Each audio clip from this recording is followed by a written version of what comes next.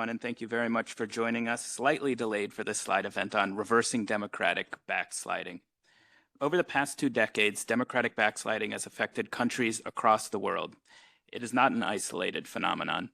Governments and other powerful actors have restricted civic space, undermined judicial independence, curtailed freedom of expression, and exerted influence over previously independent media and cultural institutions. These developments have weakened democratic safeguards and contributed to broader human rights challenges, particularly for minorities, migrants, journalists, artists, civil society actors, and others who peacefully dissent from government policies. Today, our panel of experts and human rights defenders will examine both the causes and consequences of democratic backsliding, drawing on experiences from the United States, Hungary, and other democratic contexts. However, democratic erosion is not inevitable or irreversible. When opportunities for democratic renewal emerge, societies must be prepared to strengthen institutions, restore protections for fundamental freedoms, and rebuild public trust. Our discussion will therefore focus not only on the challenges posed by democratic decline, but also on practical pathways toward democratic resilience and recovery. To maximize time for discussion, I will introduce each speaker immediately before their intervention. Our first speaker is Mr. Bikram Batra, an expert with the Office of the United Nations High Commissioner for Human Rights, working on democracy and the rule of law. His work focuses on strengthening legal and constitutional protections, supporting accountable institutions, and helping states implement international human rights standards in national legal systems. Bikram, drawing on OHCHR's global perspective and your work on the rule of law, what are the most significant patterns of democratic backsliding you are seeing today? Based on those experiences, what safeguards should countries strengthen to prevent democratic erosion and create the conditions for democratic resilience and recovery? Thanks, Luke, and thank you to the organizers for having me here today. Time's limited, so let me sort of get straight in. And if you're joining us here today, you probably have a fairly good idea of what's going wrong with democracy globally. But let me just paint you a quick and worrying picture. So research by VDEM, the largest academic project on democracy, shows that at the end of 2025, there were 92 autocracies and 87 democracies, with nearly 3/4 of the world population living in autocracies, electoral or closed. In terms of population, that meant that democracy was now back to 1978 levels. Now, there may be slight differences in methodology, in terminology, but by and large, research across the board, including by International IDEA, by the Economist Intelligence Unit, all data points sort of arrive at similar conclusions. And more worryingly is the fact that the downward trend is continuing, with more countries now deemed to be autocratizing, while only a handful are seen to be democratizing. It may be obvious to many, but let me reiterate it regardless. Less democracy is bad news for human rights. Democracy, human rights, and the rule of law are interdependent and mutually reinforce each other. So weakening one invariably endangers the others. Linkages between democracy and human rights are sort of well established when it comes to civil and political rights, being written about for decades. But in the past couple of decades, there's a lot of research to also show that democracy on the whole also delivers better on economic, social, and cultural rights. There are, of course, striking examples or exceptions, but I think it's the case where the exception proves the rule. But from development to climate change, democratic backsliding is a concern for human rights. Now, all that said, let me sort of take you a little bit further in terms of what we are most concerned about at OHCHR. Freedom of expression, which has been extremely hard hit, freedom of association, and all of that also then affects questions around fairness of elections and the right to participation. Media censorship, torture, we've seen growth in this exponentially over the past 2 decades as democratic backsliding is also continuing. And this is no surprise. Authoritarians around the world follow a fairly familiar playbook, which we've seen consistently now. Governments adopt vague laws under the guise of national security. They criminalize peaceful criticism and use heavy-handed tactics to respond to dissenters. Human rights defenders, independent media, They're arrested, threatened, subject to surveillance, and in extreme cases, even killed. Civil society groups are branded as agents of foreign powers, and their funding is restricted. Information is controlled by capturing media channels, by shutting down others, or censoring the few that remain. The authoritarian undermines judicial institutions by co-opting, overriding, or abolishing them in the extreme cases. And all of this while women, minority groups, whether migrants, LGBTIQ people, or religious minorities, indigenous people, are scapegoated and blamed for society's ills. This is not new. We've seen this playbook a number of times, including in what are generally were or are even now regarded as well-established democracies. So in this context, really, this is sort of the framing of today's meeting. And I want to speak a little bit about what, as an office, the OHCHR, or the UN Human Rights Office, is doing in such settings. The way we see it, it's vital in these circumstances to sort of return to basics, to go back to what makes democracy stronger, and to be looking to restore these trends. So for us, that's working with independent institutions, trying to build safeguards and checks and balances, protecting human rights and civil society defenders, and at the end of the day, building broader alliances. Now, let me give you a few examples of what this means in practice. So when I speak of supporting independent institutions, we work across the board, usually with national human rights bodies, with our colleagues in the National Human Rights Section, and also with GANRI, the Independent Association of Human Rights Institutions. And the aim is the same: to build capacities for independent national institutions and to ensure compliance with the Paris Principles, which is meant to assert their independence.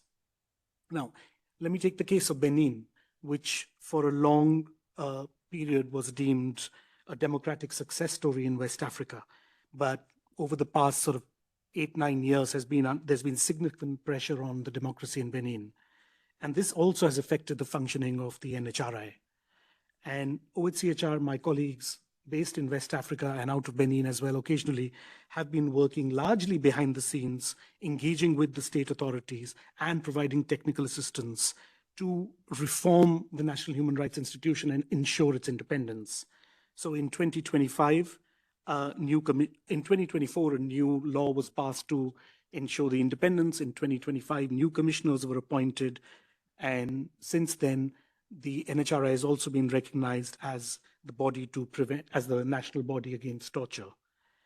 In the past 6-8 months, my colleagues have also been working closely with the NHRI to ensure its visibility across the country, to make sure that people see it as an independent body. And this has had a significant impact in their being recognized in the elections, where the NHRI was responsible for monitoring human rights, and people being much more reassured in the recent elections that took place, partly because they recognized the NHRI as an independent body and saw it out monitoring the human rights situation. Now, this is just one example. I mean, we work similarly in dozens of countries, trying to work with state authorities in making independent bodies more credible and in trying to ensure that they can act as a check upon the state power. Much of this work that we undertake is invariably done with civil society organizations, where OHCHR has offices. We work very much in country with them.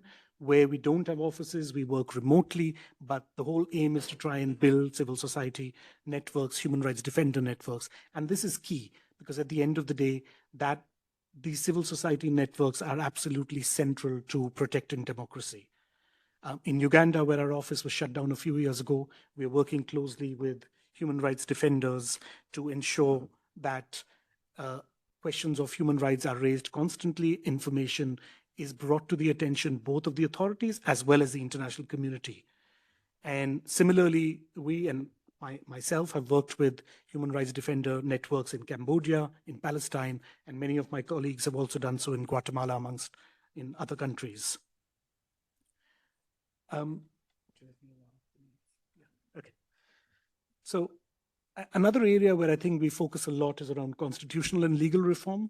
Now, 2 or 3 decades ago, this meant working with states to build new constitutions that were protective of human rights, respective. Unfortunately, now this often means trying to push back on legislation where states are trying to curtail rights or limit rights. And in the past 6 or 7 years, we've spent a lot of time looking at legislation or constitutional reform that seeks to limit NGOs and associations and their functioning, including their ability to raise and receive funds. Also in the guise of cybercrime legislation or legislation against misinformation and hate speech, we've had to focus a lot on questions around freedom of expression. Now, another area I want to quickly touch, and I apologize for rushing through, but 7 minutes is rather short, is trying to ensure political pluralism. And this is key to democracy, to ensure that political parties represent a range of views. From Thailand and Cambodia to Senegal, and most recently in Bangladesh, we've been working with the interim authorities and the new government to prevent and overturn bans on opposition leaders or ruling parties, or the former ruling party in this instance. And this work also tends to overlap very neatly with our attempts to expand participation in both the electoral and non-electoral context, which means women, minorities, indigenous groups, but also persons with disabilities. And again, I stress this because at the end of the day, there's not so much the international system can do, but support national systems, people in the country who are fighting for these rights. And I think the example of Senegal, where we worked, my colleagues worked with a group of 50 Senegalese women's organizations on a Women's Watch platform, which monitored women's participation in the elections there, was absolutely vital. Similarly with youth, and maybe the best example I can take up is in Nepal, where we've seen a new Gen Z movement, and we've been working, trying to mainstream human rights issues with this new group, which is sort of quite distinct from the previous groups that were in Nepalese civil society, incorporating ESC rights, and trying to also support them in raising human rights issues with their new constituencies. I think I've sort of overrun and I have a few other points to make, but maybe I should just end by saying, I've given you a very quick summary of what OHCHR does, but I think key element here is in terms of political will in the international community. One of the biggest dangers that remains is of selectivity and double standards among states in their advocacy on democracy. And I think if we don't address that elephant in the room, all our best intentions will come to naught. So let me end there and I can perhaps come back on questions. Thank you. Thank you so much, Bikram, and particularly for highlighting the importance of civil society organizations and human rights defenders. Our second speaker is Skye Perryman, President and CEO of Democracy Forward, one of the leading democracy and public interest legal organizations in the United States. She was named one of Time Magazine's 100 most influential people in the world in 2025. And under her leadership, Democracy Forward has become a nationally recognized force in defending civil rights, the rule of law, education, reproductive freedom, and democratic accountability. Since January 2025, the organization has helped lead one of the most significant litigation efforts challenging unlawful executive action in U.S. history. Ms. Perryman has also testified before Congress, and her legal work has been cited by the U.S. Supreme Court and state Supreme Courts. Two-part question. Number one, what are the most significant pressures on democratic norms and institutions occurring in the U.S. today, and how is your organization working to counter them? And number two, if a future change in administration were to create an opportunity for democratic renewal in the United States, what structural reforms would be most important to ensure that democratic institutions are not simply restored, but made more resilient against future attempts at political capture? And Skye will be joining us via WebEx online. Please go ahead, Skye. Hi, thank you so much, and thank you for having me and for gathering today. Let me start, just because we are short on time, let me start with the pressures on democratic norms and institutions in the United States and what we're doing to counter. As many of you know, the United States, of course, has 3 branches of government, and then we also have a federal government as well as state governments. And so those are 2 areas where there is built in, or supposed to be built in, checks and balances on our system in the U.S. In many instances, those checks and balances have been weakening, and in some instances, they have been failing. Before I get to what that has manifested as, I would remind all of you, and of course you're probably well aware of this, that these threats did not start in 2025 when President Trump became president with his own brand of governing. The United States was added to a list of global backsliding democracies in 2021 by the International Institute of Democracy and Electoral Assistance, and it remained on that list ever since. What we have been seeing since 2025, because of pressures at the federal level and the failures in some cases of checks and balances at the federal level in the United States, is actually an acceleration of an already existing backslide. It's not a brand new backslide. And I feel compelled to point that out because it's relevant to what norms are being pressure tested, and what norms are failing, and then how we're responding. So what we have right now is a weakening of the checks and balances. You have an executive, that's our president, and the federal agencies that the president controls, engaged in really an unprecedented amount of executive overreach. So that is taking power for the executive branch, the central executive, that is not provided for in the Constitution or in any federal law.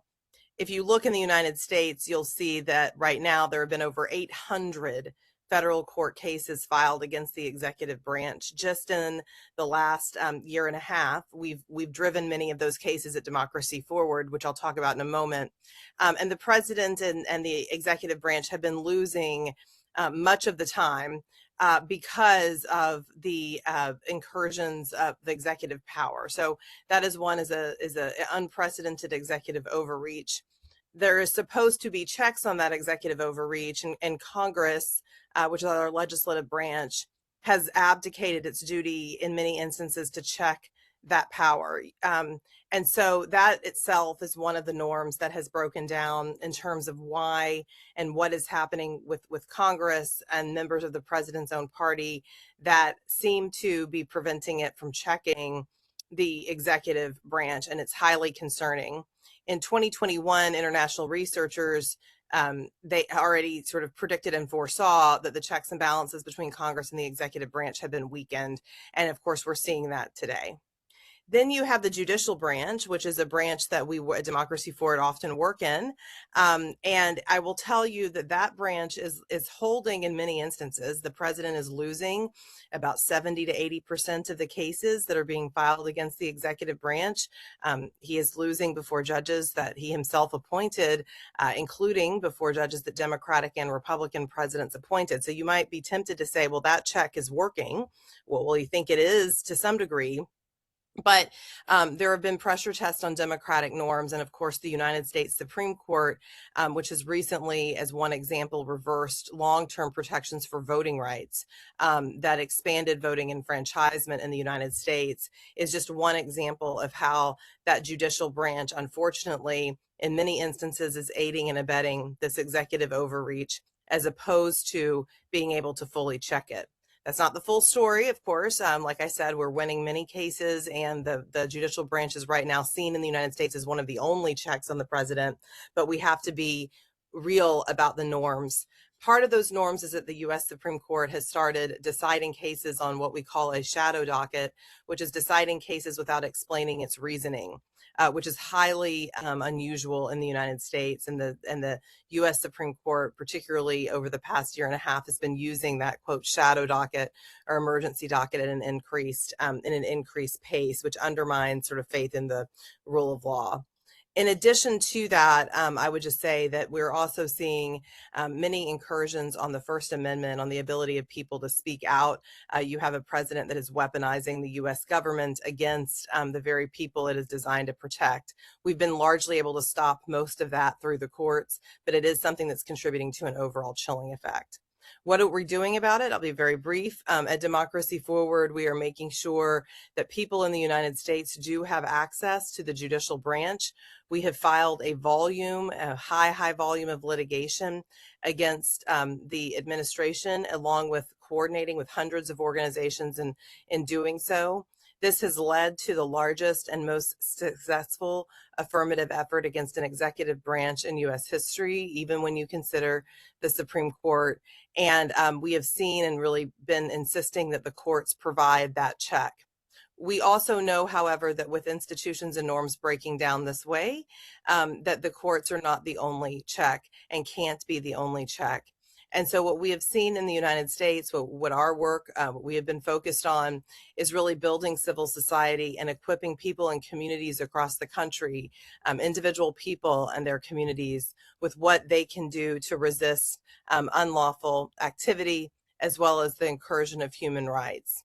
When you look at examples like what happened in Minneapolis when the president sought to surge law enforcement agents and ICE into the city, you see the resilience of people and communities in organizing and pushing back and taking literally to the streets peacefully. That is the type of additional work that we're supporting, but it's the type of work that's very much needed in the United States in order to check this power. And we've seen that even this executive branch is not impervious to public and political pressure, that when enough people speak out, when there are enough consequences, when enough courts rule against them, we are able to move things. Really briefly, you ask about what would happen on the other side of this crisis if the United States is able to U-turn and there is a governing moment. What structural reforms would we want to see? We do believe that the U.S. Supreme Court is operating right now in a place that has led it at times to really undermine trust in the rule of law, as well as, of course, undermining the protections of human rights. And so we would want to see the legislative branch and the people insist on reform at the U.S. Supreme Court. The second thing I would say is that this president has sought to dismantle our nonpartisan career civil service. We know, and you all know, that civil servants provide a real backbone to being able to deliver government services in a way that is not corrupt, that follows the law, and that has largely been decimated or it's very much under attack in the United States. And so, of course, we would want to see more structural reforms to protect the career civil service on the other side of this. The third thing that we're seeing in the United States is an executive branch that has been able to deal in high levels of corruption. And in some instances, the laws and structures in the United States have not been set up to actually be able to prevent wide-scale government corruption. Our systems are often set up to prevent individual instances of corruption, but did not particularly contemplate the large levels of corruption that we're seeing. And so we believe that some legislative initiatives to reform corruption. And then finally, we know that civic engagement in the United States has been declining for some time, and support full-scale investment in civic education and in ensuring that people in communities across the country have the tools they need to be civically active. And then, and so those are just a few areas. There are many others, of course, but especially with what we've seen with the Supreme Court and voting rights, we're very focused on court reform, as well as comprehensive legislation or other efforts, even a constitutional amendment that could essentially reverse the negative Supreme Court decisions that have undermined the human rights of people, whether that's the right to vote, as we've seen in the Calais decision, or whether that's the right to bodily autonomy that we saw in the Dobbs decision in 2022. Thank you for having me. Happy to answer other questions. Thank you so much, Skye, and particularly for your account of democratic erosion in the United States and for your efforts to reverse that erosion. Our third speaker is Mr. Sanjay Sethi, Co-Executive Director of the Artistic Freedom Initiative. Mr. Sethi leads the organization's global policy, advocacy, and protection work in support of freedom of artistic expression. With over 2 decades of experience at the intersection of international human rights, immigration law, and nonprofit leadership, he has built and led initiatives focused on protecting vulnerable populations and expanding legal pathways to safety for artists and cultural workers at risk. Sanjay is also co-founder and managing partner of Sethi and Mazzeri, an immigration and asylum law firm with offices in the United States and Geneva.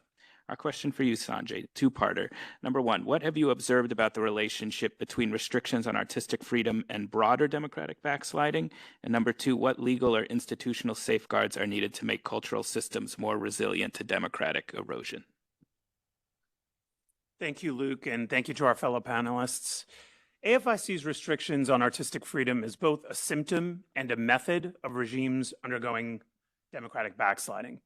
They're a symptom because they reveal that pluralism and democratic discourse is under pressure. They are a method because culture or control over culture helps governments reshape memory, identity, and dissent. This is why the cultural sector matters so much in this conversation. When a government pressures artists, politicizes museums, or manipulates arts funding, targets minority expression, it's a part of a broader attempt to define which voices belong in public life and which voices do not belong in public life. At AFI, we see this through our direct work with artists and through our research on cultural systems in Hungary, Poland, Slovakia, the United States, and elsewhere.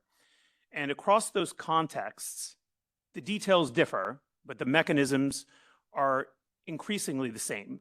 And starting with the first mechanism or mode of suppression is political interference in the leadership of cultural institutions. In Hungary, this was visible in the restructuring of universities and cultural bodies such as the SFA, in Budapest through politically aligned foundation models. In Slovakia and Poland, we saw, in essence, every single cultural institutions, from national theaters to national museums, undergo major leadership changes. The point isn't that the directors were replaced. Leadership changes can happen in democracies. The point is that non-aligned leaders, experts in the fields, were fired and replaced with political ideologues with no experience or expertise in arts and culture. This is a method of ideological control. We saw this through another mechanism, which is politicized funding, or the politicization of arts funding. This is one of the most effective tools of control because it allows governments to shape cultural life without formally banning expression. And this is something we've seen across the board. In Slovakia, in Poland, in Hungary, and the US over the last decade, public funding has become a mechanism for rewarding ideological conformity and marginalizing critical and independent voices. The third mechanism is the control of public narratives within cultural institutions. So this is not just about who runs the institutions, but it's about what they are allowed to say. When the managers of public broadcasters, museums, archives, and other institutions are brought under political influence, the issue is not only independence, but it is narrative. What are the histories that are told in these museums? What are the identities that are centered? What are the forms of expression that are normalized? And which ones are quietly removed from public view? Over time, this just doesn't limit expression. It reshapes collective memory and public discourse. The fourth tool is pressure on civil society, which Bikram had mentioned earlier. So arts outfits aren't just state-run. They often take the form of NGOs. And this is particularly pernicious because if you look at this duality, you're an arts organization and you lost your government funding. Where do you go? You go to international sources of funding. But then a country may issue a foreign agent law or restrictive NGO regulation, burdensome reporting requirements, donor restrictions, or public campaigns against foreign-funded NGOs. These all affect the ability of artists and cultural groups to operate independently. In countries such as Georgia and Serbia, pressure on NGOs, independent media, civil society, increasingly affected artists and independent cultural institutions. The fifth mechanism is the targeting of minority and dissenting voices. We see this on specific attacks of LGBTQ+, feminist expression, racial justice work, migrant artists, and any artists challenging historical narratives. You can see this in Poland with the anti-Holocaust law.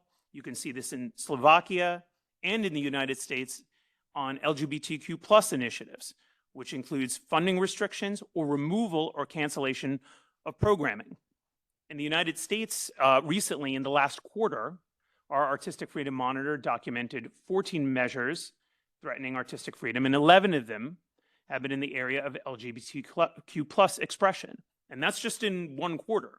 Over the course of the year, it's been pretty close to 100 specific legislative acts targeting artistic expression and particular communities and challenging what narratives and stories can be told. The point is not that Hungary or Poland, Slovakia, Georgia, Serbia, the United States are identical. They aren't. The legal systems differ, the political histories differ, the severity differs. And importantly, these mechanisms of suppression are rarely ends in themselves. Their purpose is not simply to control institutions, but to shape behavior. And they're designed to create an environment where artists, curators, cultural workers, and institutions begin to regulate themselves. Artists do not need to be formally censored. This is designed to create an environment of self-censorship.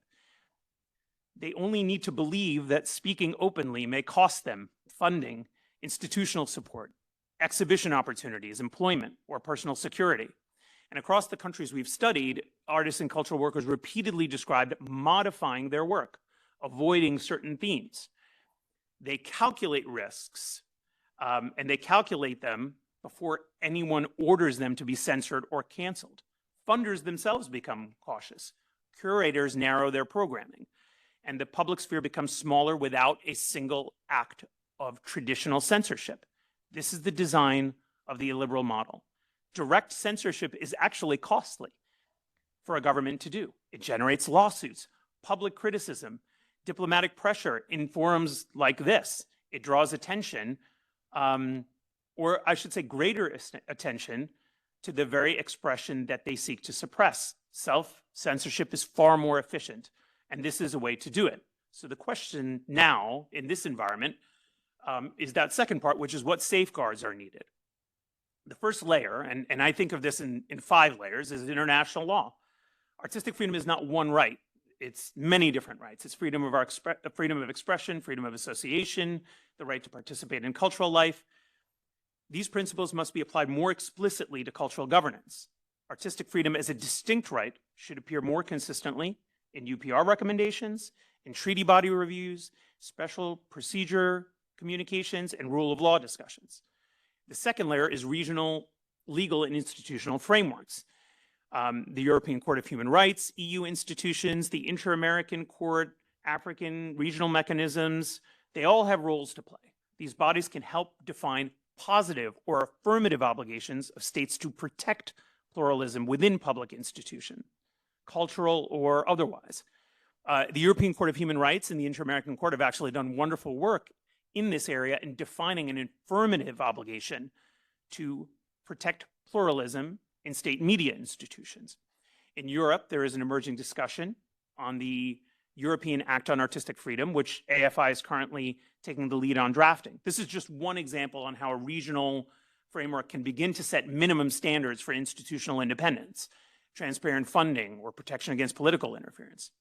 The third layer is national legislation. So every country needs domestic legal safeguards. This could include artistic freedom legislation, public media laws, protection for arm's length funding bodies that are not susceptible to politicization, merit-based appointment procedures and dismissal procedures, and statutory guarantees for curatorial independence. The fourth layer is cultural policy and administrative practices. Laws are important, but damage also happens administratively. Funding calls from arts foundations must have clear criteria. Decisions should be reasoned and reviewable, expert panels should be independent, and conflicts of interest should be regulated. And finally, sectoral governance and professional codes are also important. Museums, theaters, universities, festivals, archives, any body dealing in culture can adopt their own standards for independence and pluralism and appointment procedures and protection against political interference. These institutions should not wait for governments to define every safeguard. The cultural sector itself has to build norms that make capture harder. So that's the architecture that can build resilience into cultural institution. And if democratic backsliding works by capturing institutions layer by layer, then democratic resilience needs to work the same way. Thank you so much, Sanjay, and particularly for your recommendations on making cultural institutions more resilient and its relationship to reversing democratic backsliding. Our final speaker is Ms. Marta Pardavi, co-chair of the Hungarian Helsinki Committee, one of Hungary's leading human rights organizations working on rule of law, civic space, and democratic accountability. Ms. Pardavi is a leading voice on the rule of law and civic space in Hungary and the EU, and she brings decades of legal and advocacy expertise to this urgent conversation. She serves on the Council of Europe's Expert Council on NGO Law and has been awarded the 2018 William D. Zabel Human Rights Award from Human Rights First and Civil Rights Defenders of the Year 2019 award. Marta, Hungary is often cited as a leading example of democratic backsliding in Europe. Following recent political developments, discussions have emerged about the possibility of democratic renewal. Another two-part question. Number one, what reforms are being discussed right now? And number two, what would a realistic roadmap for democratic recovery look like in Hungary? And how do media freedom, civic space, and artistic freedom fit into that process?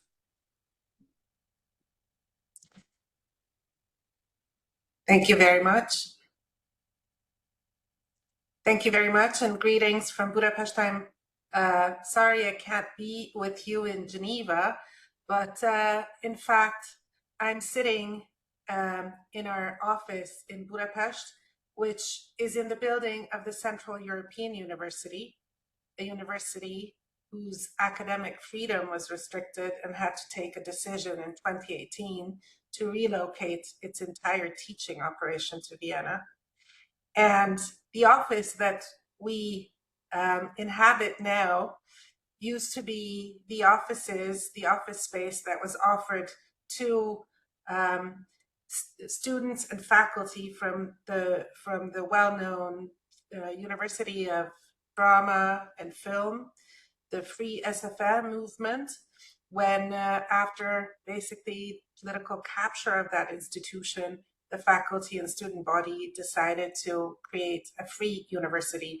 And this space used to be their space. So I am quite aware of how real academic and artistic freedoms repression can be. And what Sanjay told you was actually a clear-cut description of Hungary until April. Because as you well know, after 16 years of rule by Viktor Orban's government, which had become increasingly autocratic and had comprehensively taken over institutions, not only in the constitutional and administrative sphere, but extended to the economy, to arts and culture, to media, basically all of society, we've had elections on April 12 that had clearly changed the course of Hungary's history. These historical elections now present a very important and strong opportunity for revitalizing democracy in Hungary, but there is an immense work ahead. And of course, the new government has only been in office for about a month. So what I can tell you about courses of action, opportunities, ideas are still to be realized. Certainly, we have had a society where, exactly as Sanjay said, the chilling effect to intimidate dissenting voices was one of the most important and most effective tools to rein in society and to create a feeling of apathy. And I think what has happened with the election results that yielded in the Hungarian parliament a 2/3 supermajority, constitutional majority to the new government means that people have now a very strong sense of relief, of hope, and also extremely high expectations. Expectations and hope for a return to democracy, for protection of human rights, for a state that is governed by the rule of law.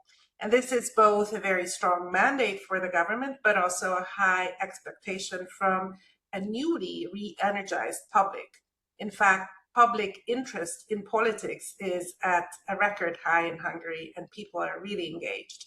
So this is a moment of opportunity, of expectations, and of urgent tasks. But very often when you read news about Hungary, it will be about the constitutional reforms or new legislative steps meant to create a system of strong anti-corruption institutions so that billions and billions of European Union funding that has been frozen could be unfrozen, unlocked, and Hungarians could benefit from these important sources. But what is really needed now goes beyond the institutional repair, and we have a central challenge of sustaining this democratic spirit, civic freedoms, civic space freedom of expression, freedom of the media, of arts and culture and academia are all essential to this. They can both be drivers in sustaining the civic engagement, but also can provide a forum for accountability and proposals and ideas. And these are very, very important, essential components. And we see this play out now in a vibrancy of grassroots initiatives and a lot of public debates. All of the issues that Sanjay mentioned are now to be worked on in Hungary. And I just want to give you a few highlights of what's happening. In the field of media, there is just a few days ago a comprehensive public media reform bill that was introduced in Parliament that touches on the regulatory framework, that touches on all aspects of the public media governance structure. When it comes to private media, government has stopped excessive and very distorted, as you said, Sanjay, politically aligned funding structures to private media outlets that had been created to resonate government messaging. But also journalists themselves individually are looking for more freer spaces to be able to do their work. So Hungary will have a lot to do to ensure that source protection, freedom of information, and also anti-SLAPP policies are enacted to allow journalists to do their job, to inform society. When it comes to civil society, there's also quite a lot to roll back, and some of this is already in motion. For example, the quite often cited sovereignty protection law, which was a clear tool to politically intimidate what Orban's government considered opponents to its illiberal project. This law is going to be repealed. But there's a lot more to do to ensure that there is proper funding structures, impartial funding structures that also fund pro-democracy, pro-civic engagement initiatives, not only in the field of culture and arts, but also in the field of pro-democracy initiatives. In the field of culture, the setting up of new structures to create fair access, transparent and non-politicized access to public funding will be very important. But when it comes to civic space and cultural academic freedoms, there's a lot to do to enable initiatives and to create not only a non-restrictive environment, but actually an enabling environment that can draw in both public but also private sector support. A lot of this is tied currently to EU funds that have, as I mentioned, been frozen in the case of Hungary, and academic freedom is also one of the reasons why EU funding could not come. One of the newest initiatives is to roll back structures that have been created to create a political set of expectations and restrictions on many universities and other civil society initiatives. And so we see the rollback now, but there are many, many challenges that remain, and I can only highlight some of them.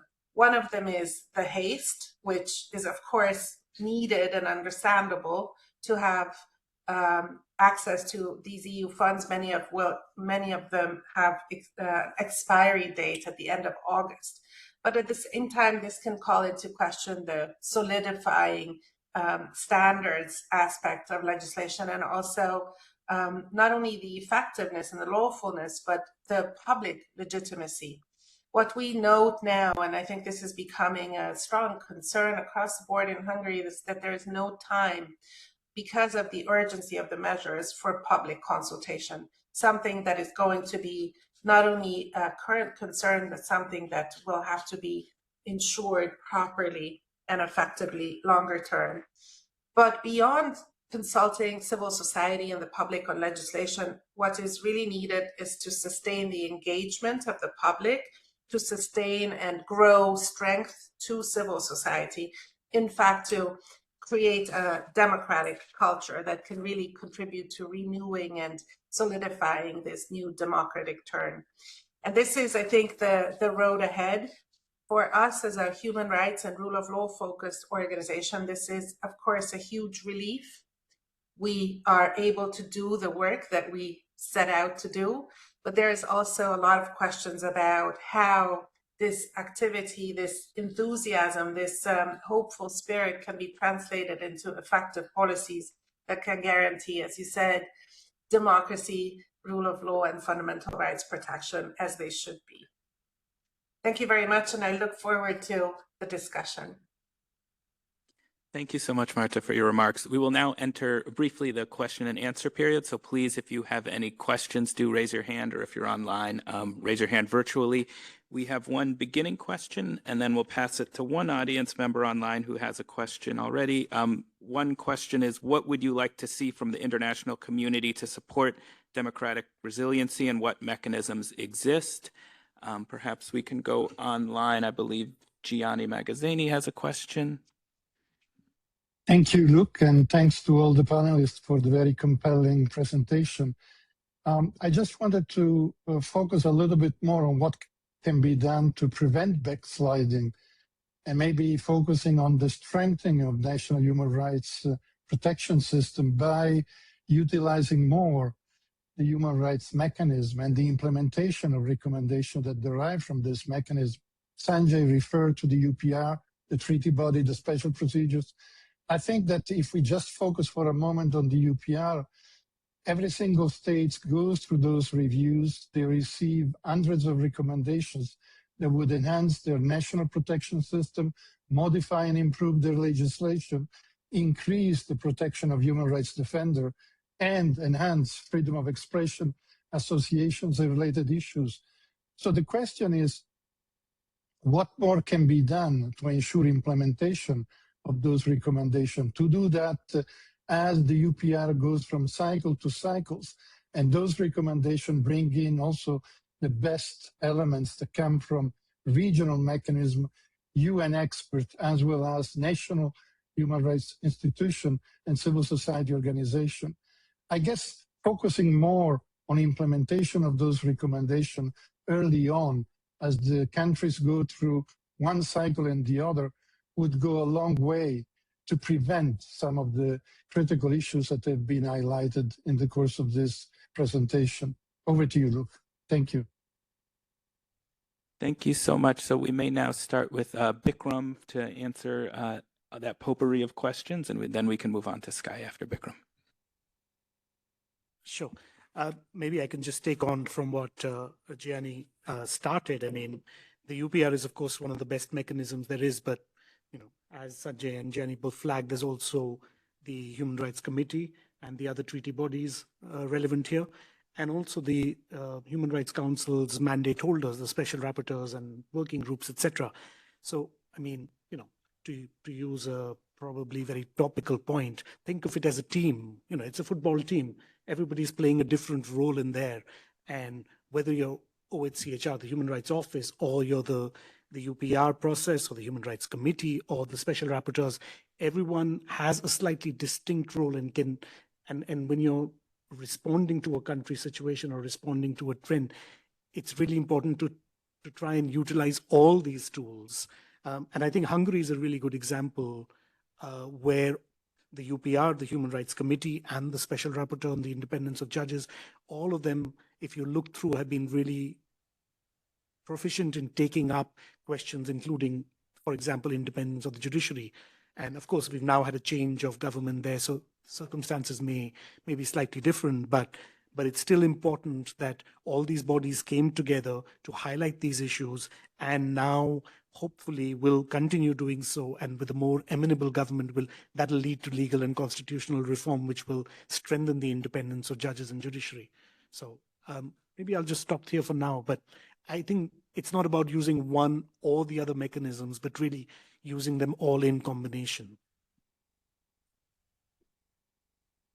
Yeah, I mean, with UPR recommendations and the implementation of their recommendations, it requires political will. You need to have a political actor that's willing to do it.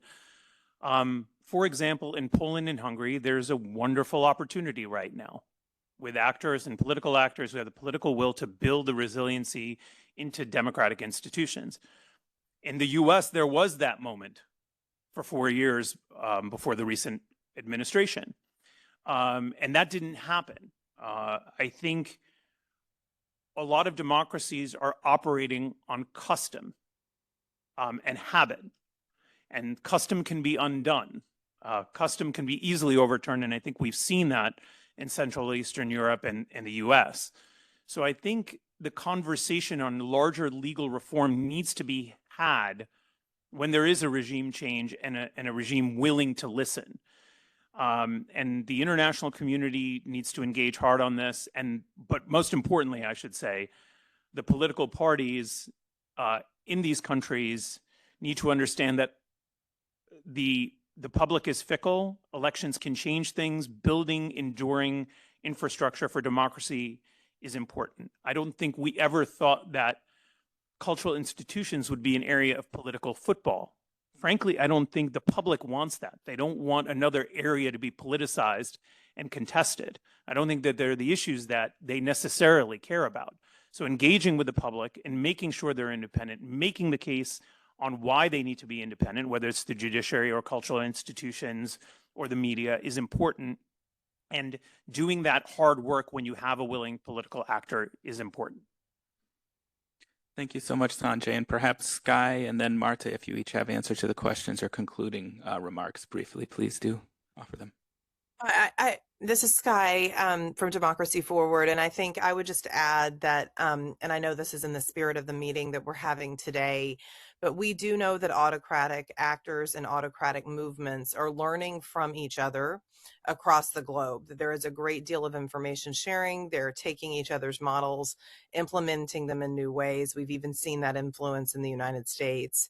And the level of the coordination and information sharing and resource sharing between and among democratic movements and pro-democracy movements across the world does need to be strengthened. And so in addition to the human rights mechanisms that have been recognized to answer the question, sort of what else do we need in the global community, I would really advocate for, just like what we're doing today, greater collaboration and communication among pro-democracy actors and democratic movements. Many of those in some societies, of course, are the pieces of civil society that we're also working to strengthen, but that's really quite invaluable to learn lessons and apply them to the particular context. And so would also contribute that as a way. And then the second is the diplomatic pressure that more pro-democracy and healthy democratic countries can place on on others in the world. It remains something that's really important. So thank you all again for having me and for these wonderful and thoughtful questions. Thank you. And Marta, if you have about a minute for a concluding remark, please go ahead. Yeah, thanks. I absolutely second supporting transnational learning and action networks for human rights defenders. This we found to be essential, and there is not enough of that. We've created something in Europe for about 70 people working in national human rights organizations, and this really is something that people learn from, take inspiration from. It prevents burnout, it builds knowledge. So these are excellent initiatives worthy of support. When it comes to what the international community can do beyond funding, because very often we find that pro-democracy funding is not available enough when a renewal opportunity presents itself. What I think is a very natural second step is to create national implementation hubs in a setting where there is an opening, when there is political will to implement. This is something that we're looking forward to doing in Hungary. Until now, treaty bodies, UPR processes have led to creating a body of evidence. And now we have a moment to start implementing the conclusions and the recommendations, but this has to be supported at the national level to create a constant dialogue. Thank you very much. Thank you, Marta, and thank you all for attending.